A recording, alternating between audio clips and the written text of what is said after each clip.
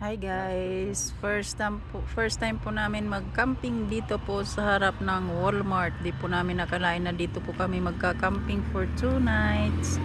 Kasi po kailangan lagyan pa ng mga bolt ang camper na yan.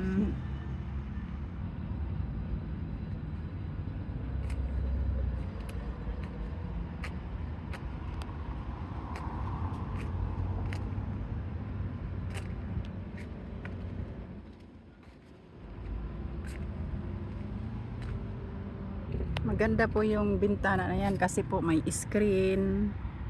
No, may screen po yan. Tapos meron yan na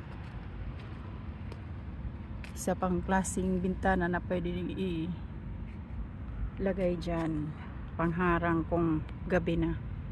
Thank you po sa patuloy niyo pong pagsubaybay sa amin pong paglalakbay dito po sa iba't ibang klase po ng US, states. Thank you.